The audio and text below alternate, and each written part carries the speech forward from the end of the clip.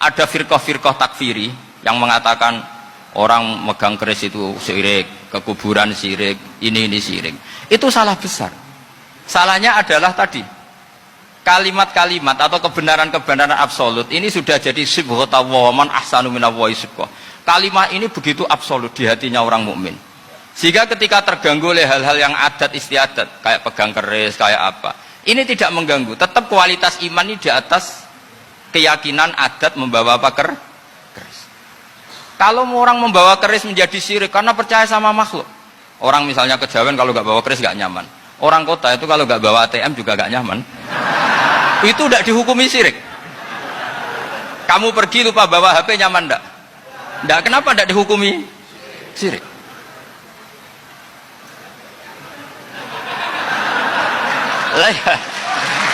Jadi ini logika-logika. Jadi makanya ini Gus Reza boleh ngeritik saya. Saya tuh berkali-kali bilang, saya termasuk ulama yang mau bikin gerakan cangkem elek. Karena nanti kalau saya nisbatkan ke Rasulullah itu tidak pantas, karena Nabi ahsanan nasi khalqaw wa khuluqa. Tapi saya siap jadi bempernya Rasulullah Shallallahu Alaihi Wasallam. Pernah ada diskusi di Jakarta, ini kisah nyata. Apa dalilnya setelah sholat salaman? Mana hadisnya? Itu dijawab hadisnya tentu kita kesulitan. Kalaupun ada hadisnya dhaif semua yang masalah musafahan. Akhirnya mau tidak mau dijawab pakai cangkem elek. Boleh nggak kamu setelah salam nyalain HP yang off? Boleh. Boleh nggak ke kamar mandi? Boleh. Oh berarti kencing boleh, nyalain HP boleh, yang nggak boleh itu ingat Allah. Karena mereka mengkritik wiridan, mengkritik salam. Akhirnya mikir deh, ada nggak hadisnya orang setelah sholat nyalain HP? Nggak ada kan? Tapi mereka nyalain HP nggak hambatan, tapi untuk salaman masalah kan? Ke kamar mandi boleh, tapi untuk wiridan nggak boleh. Akhirnya mereka sadar, oh iya. Lama-lama dibisi gini yang kelompok itu, kamu itu korban aliran supaya kamu gak ingat Allah, ingatnya HP-nya. Sehingga orang wiridan kamu kritik, orang nyalain HP tidak kamu kritik. Itu kelompok itu adalah kelompok orang-orang yang supaya orang Islam itu lupa Tuhannya.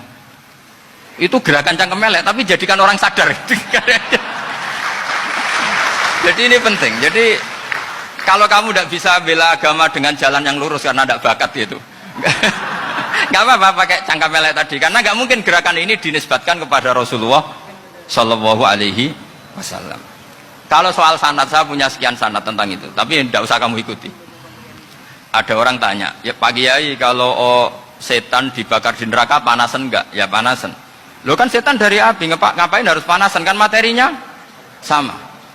Terus Kak Kiai tadi gak kesulitan, dia ngambil pasir, disawero di wajahnya. Wah sakit Kiai, kamu kan dari tanah, kena tanah kok. Jadi itu ada sekian, artinya gini ya, kalau kesulitan jawab pakai baik-baik ya sudah pakai cangkem elek itu aja kan.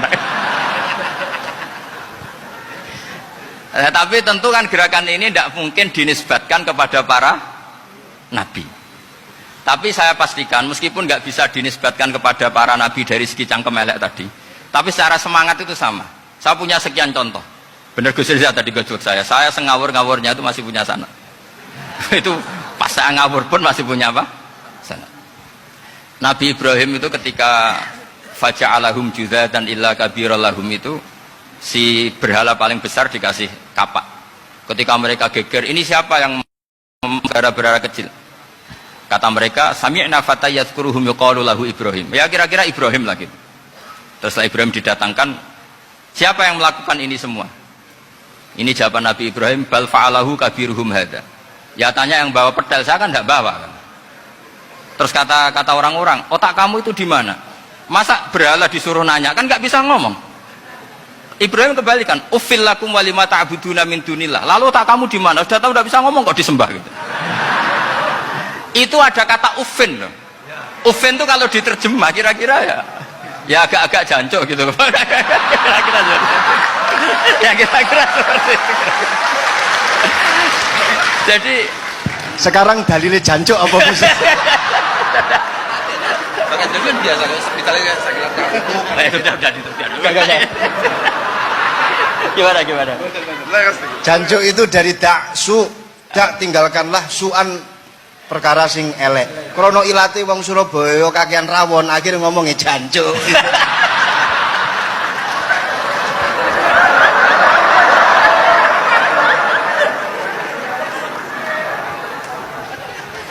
Jadi mulai dulu melawan kebatilan itu harus pakai logika yang vulgar. Karena memang nggak mungkin dengan bahasa-bahasa priayi itu nggak mungkin. Dan ini penting saya utarakan. Nah, kalau nanti nggak mungkin dinisbatkan kepada Rasul karena Nabi adalah ahsanan nasi khalqa wa khuluqa, kita yang ngambil alih saja. Gus Reza, saya, Gus Alsan ini cara cangkem elek kan pantas. Luas. Selain bakat ya sudah natural. Karena memang itu cara kita menjelaskan kebenaran. Saya ulang lagi, itu cara kita menjelaskan apa? Kebenaran. Mau tidak mau. Saya pernah ditanya sama seseorang, Gus, beberapa nabi itu kan poligami. Poligami itu bukti hipersek. Karena yang tanya itu orang nasionalis yang nggak pati senang Islam. Terus tak balik tanya, perempuan itu makhluk lemah enggak? Ya lemah. Kalau nolong lama satu itu gimana? Ya baik. Kenapa nolong dua jadi tidak baik? Harusnya kalau nolong tiga tidak baik. Tapi saya tidak dukung poligami. Ini cerita saya. Setidaknya mereka jadi ingat. Saya itu pernah ditanya agak-agak orang ateis. Dia benci Islam tapi meneliti Islam. Pertanyaan kedua, kenapa dalam perang itu seakan-akan Nabi itu perampok, hartanya orang kafir disita kemudian menjadi ghanimah? Itu kan kayak ngerampok. Terus saya tanya gini, kalau ada penjahat ke rumah kamu kemudian pakai senjata api, setelah kamu ringkus, itu senjata api kamu kembalikan apa kamu sita? Oh ya saya sita, kalau tak kembalikan dipakai ngerampok lagi. Ya sama seperti itu, kalau kekuatan mereka dikembalikan akan dipakai kekuatan mereka lagi. Jadi ya lagi-lagi ini kemenangan orang serius. Karena nanti guyanya sudah dintekno sama Gus Safa sama Gus Riza. Nah, kenapa saya ngajar begitu rileks, begitu santai? Karena pikiran saya sederhana. Fa innal uqula muttarratun ila qabilil haq. Akal sehat pasti dipaksa menerima apa? Kebenaran. Jika kebenaran itu tidak usah kamu ngomongkan secara serius, secara tidak perlu. Kebenaran itu mudah diterima. Saya itu pernah ngaji berkali-kali di Jogja di mana-mana sampai ada buku seorang dokter nulis tesisnya itu bangga lagi menjadi muslim setelah ngaji saya itu. Karena saya menerangkan itu ringan. Orang Islam itu harus mencintai Allah. Ciri utama cinta itu tidak tegang, rileks.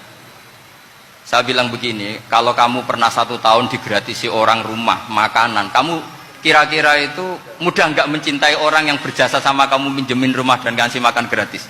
Mudah kan? Apalagi kita ini mudah mencintai orang yang minjemin mobil 1 tahun, ngasih rumah 1 tahun, apalagi selamanya. Kenapa kita tidak mudah mencintai Allah yang memberi kita bumi, air, oksigen, semuanya kita dikasih Allah? Akhirnya mereka mikir, wong mencintai seseorang yang ngasih dalam durasi 1 tahun saja mudah, apalagi mencintai Allah yang ngasih kita tanpa batas. Itu disebut walladzina amanu asaddu hubbal lillah. Orang mukmin itu mudah sekali mencintai Allah. Caranya dilatih tadi. Kita mudah mencintai orang yang berjasa sama kita. Kenapa tidak mudah mencintai Allah yang tentu jasanya lebih besar. Nah, karena akhir-akhir ini banyak orang yang terlalu nazir, terlalu apa? Kata Nabi kan basyiru walatu nafiru yasiru walatu asiru. Sehingga saya bikin gerakan. Pokoknya semua orang mukmin pasti masuk surga. Nanti soal ada kesalahan-kesalahan kecil yang menjadikan orang su'ul khotimah itu sifatnya kehati-hatian. Jangan menjadi hukum. Hati-hati itu tidak menjadi hukum. Kalau kamu nyupir hati-hati itu bukan berarti pasti kecelakaan. Enggak. Hati-hati itu ya hati-hati saja, tidak menjadi hukum. Ini penting saya utarakan karena kubu sebelah kampanyenya sudah tadi, setiap mati mesti tenang bersama Bapak di surga. Sementara kita mau kampanye, kamu sholat tidak mesti diterima, haji tidak mesti diterima, jadi kiai tidak mesti masuk surga. Coba kalau kita kampanye gitu terus, yang mau jadi muslim itu siapa? Jadi ini sudah tak perhitungkan matang-matang, saya milih macam seperti itu. Ya ini saya pikir sudah, ini pembandingnya supaya punya waktu. Saya suka sekali.